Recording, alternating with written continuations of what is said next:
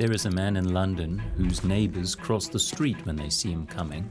He's never robbed anyone, never raised a fist in anger.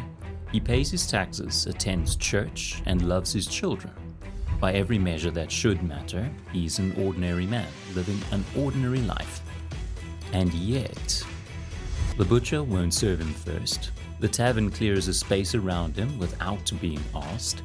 His wife stopped smiling in the mornings, not all at once, but slowly, the way a candle doesn't blow out so much as it runs out of wax.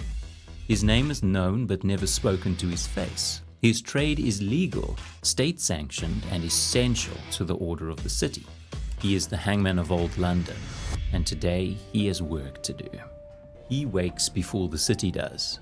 Cold water, a basin, hands scrubbed harder than necessary, the same hands, the same basin, the same pointless ritual every morning. The rope burns on his palms are permanent now. He stopped noticing them years ago. That in itself tells you something about what this life does to a man. At Tyburn, on the western edge of the city, a crowd is already forming.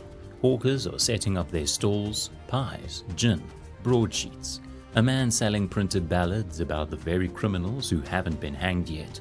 Children perch on walls and fences for a better view. Gentlemen's carriages arrive early to secure the best vantage point. By mid-morning, there will be thousands. It is not yet 7 o'clock. Back in his house, his wife sets out bread and weak ale without looking at him. She used to talk in the mornings, small things, the price of flour, what neighbors said, what the children had done. Now she moves around him like a ghost, careful not to brush against his arm. The children whisper when they think he can't hear, "Papa's the hangman," as if it were a curse. He checks his tools, ropes, nooses, the cart, the knife for a quick release if mercy is granted at the last moment. Everything must be right. A botched hanging doesn't just mean a man suffers longer than he should.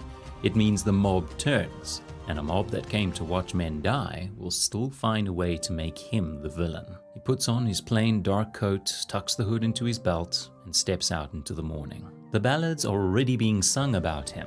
Not him specifically, hopefully, but the hangman, the role, the figure. London has always had a morbid affection for its executioners. Jack Ketch, William Calcraft.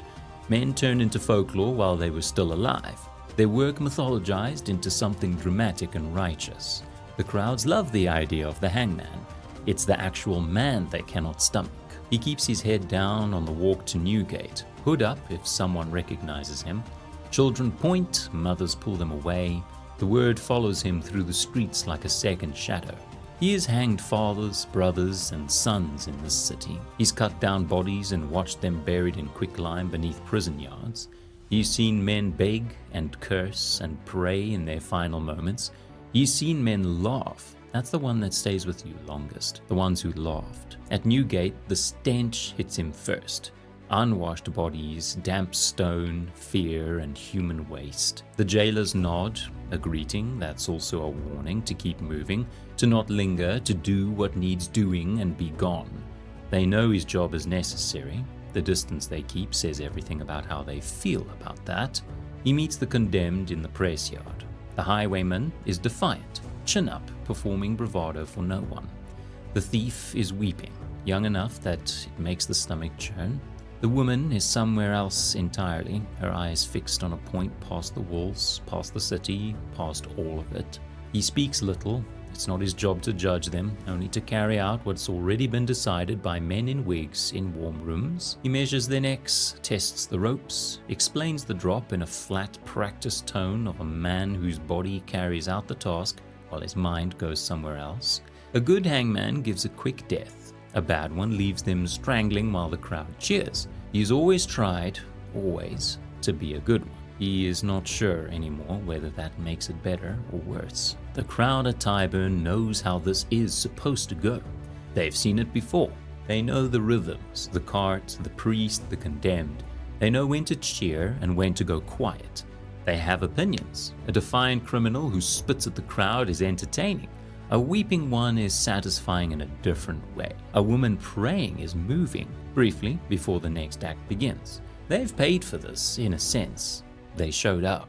The cart bounces through the streets from Newgate to Tyburn, and he rides it in silence. the priest murmuring beside him. The route is lined with people, some cheering, some weeping, some throwing things. A stone catches him on the shoulder. He doesn't flinch. He learned not to flinch a long time ago.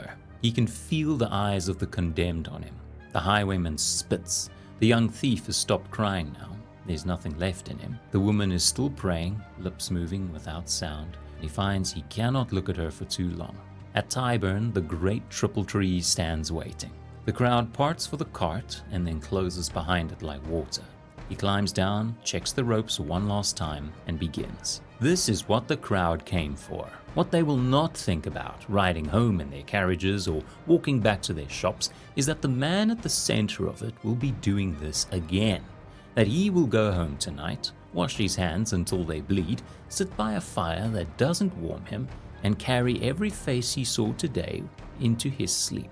They will not think about that. Why would they? He is the hangman. It is what he does. He pulls the hoods, places the nooses. His hands are steady. They are always steady now. And he stopped being grateful for that. The cart moves. The drop comes. A good drop breaks the neck cleanly, quick as a candle being snuffed. A bad one is something else entirely, and the crowd's roar tells you immediately which kind you're watching. Today the drops are clean. There is a cheer. And then already the noise begins to flatten out. Crowds starting to shift, to talk among themselves, to think about where they'll eat. He cuts the bodies down, loads them onto the cart, begins the journey back through streets that are already moving on. 3 lives before noon. In the taverns tonight, someone will tell a story about the hangman. Maybe it will be funny. Maybe it will be the kind of dark theatrical tale that gets louder with each round of drinks. The hangman will be a villain in it, or a hero, or a grotesque. He will not be a man who came home and washed his hands 4 times and still couldn't shake the smell. He will not be a man whose son asked at supper why the other boys won't play with him. That version doesn't make a very good story. He collects his pay. It is decent money. It never feels clean. He stops at the tavern where they know better than to ask questions. Drinks alone, the space around him cleared without a word being said. He tries, as he always tries, to leave the day somewhere at the bottom of a cup. It doesn't work. It never works.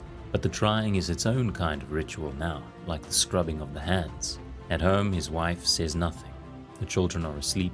He sits by the fire and watches the flames until they die down, and he thinks about the highwayman's defiance, the young thief's shaking hands, the woman's silent lips moving in prayer.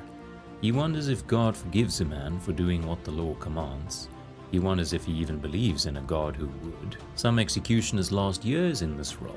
Others drink themselves to ruin. A few go quietly, thoroughly mad. Many watch their families disintegrate. Wives who leave, children who grow distant, houses that become just places to sleep. Some kept journals and burned them. Some sought penance in churches where no one knew their face. Some simply endured, year after year, rope after rope, until endurance was the only thing left of them. He's still here, still rising before dawn, still scrubbing hands that will never come clean. For now, that is enough. A day in the life of an executioner in old London was not a day of power or cruelty. It was a day of grim, grinding duty, performed in public, suffered in private, and paid for in ways that never showed up in the wage. He was the law's final instrument, the thing the city needed and refused to look at directly. He carried the weight so that everyone else could feel, for a moment, that justice had been done and the world was in order. And every night he went home to a house where even the people who loved him kept their distance. The crowd went home and forgot him. He never forgot them. That's all for today on History Unfolded. If this one stayed with you, hit like, subscribe, and tell us in the comments, could you have been the hangman of old London?